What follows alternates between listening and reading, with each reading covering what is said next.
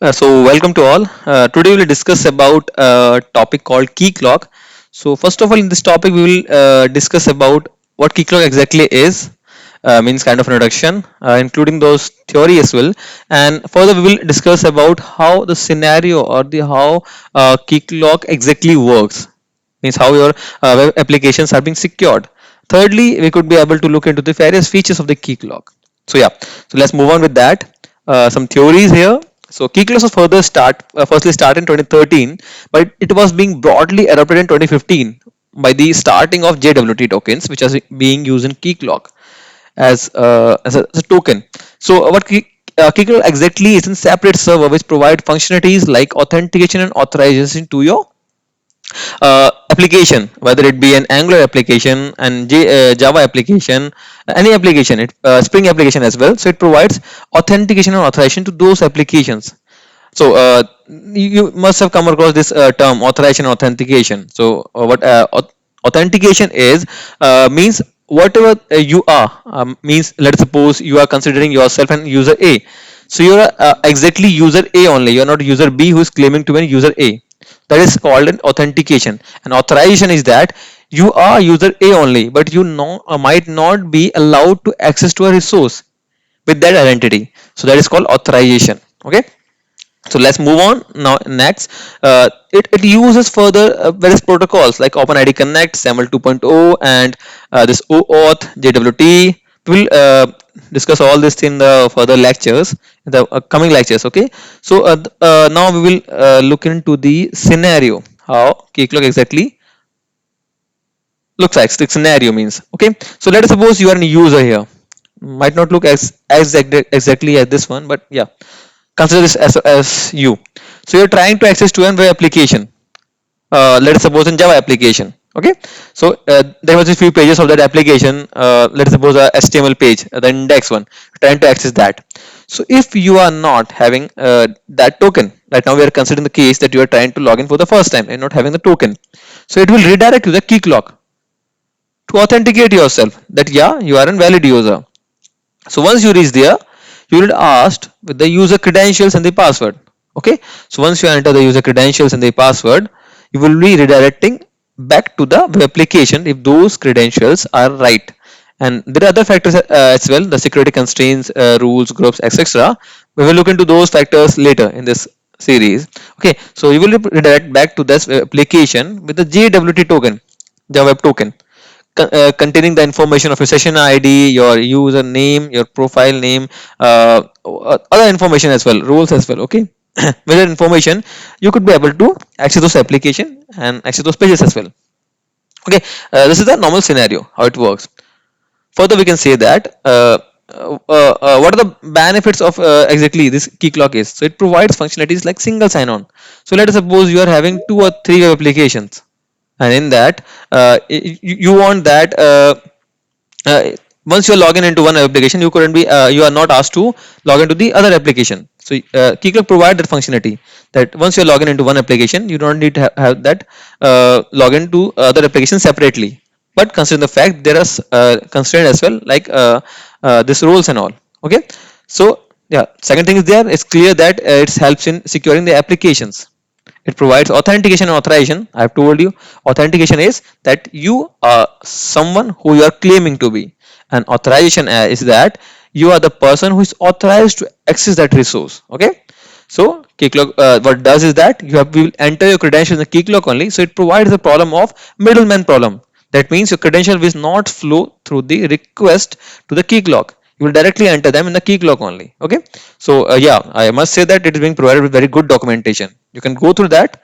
I have kind of compiled that documentation for you in the series. Yeah, it even provides the functionality of multi-factor authentication. That means with the credentials and password, user ID and password, you could even ask for the OTP system to email ID to a phone number, whatever it is. You can provide that for further extra authentication. Okay, even though it provides very social login. That means for authentication, you don't need to be an user. You could even use social logins like Google, Facebook, Twitter, but you might not be authorized to access the resource. You can be authenticated using that. It provides user management.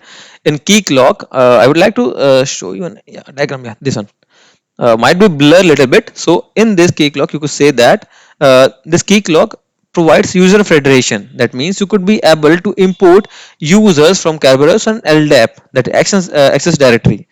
So that users can be used. You could not have to kindly enter all the users yourself only. Okay. So support that directory service, it is you could able to customize the look and feel of this as well. And even though in the last session management, once you log in into this Keyclock, you could able to see all those this one admins, user, active session, all everything you could be able to see. This is the example. It contains the users, the clients, the roles, UI themes, ID provider, like I've told you, OpenID, Keyclock OpenID, and social login for authentications, and user federation. Yeah. Okay. So I will come across this users, clients, and role thing a little later. Okay. So now that's all. Okay. Let's move on with the. Let me show you the other diagram to explain a little better. So this is how basically the Keyclock look like. You will have a Keyclock in which you have a master realm. Inside that there might be other realm as well, realm 1, realm 2, other realm as well. So there must be a question in your mind that what realm exactly is. So realm is somewhat like in a scope, an area. Okay. Inside that there are various clients, client A, client B, client C, and client D. So I was thinking about client as well.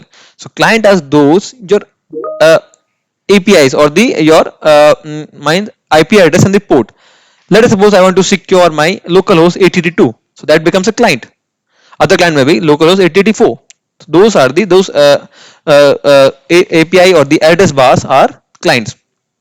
In a realm there might be various users which are being mapped to different roles. Yeah. And there might be different rules as well. Okay. So what rules exactly is, let us suppose your local host 8082 slash demo. Okay. That means in a web application there are various APIs. You don't want all the APIs to be accessed by a single user, so you can define different rules for those APIs. Okay. In the further course I will try to explain you a little better. Okay. Now let's look how this Keyclock thing actually looks like, and I will try to explain you the scenario which I have told you in an example, a POC I have made. Okay. So now let's move on with that. So here is a login screen of an Keyclock. I will try to help you out with kind of installing this in yours. That means you could be able to up this component and could be able to see this login screen and could configure all these things, list clients, roles, everything. I will explain you in the later things. But here you can see how these things actually looks like. It is a place where you configure all the things. You could make a realm here, clients here.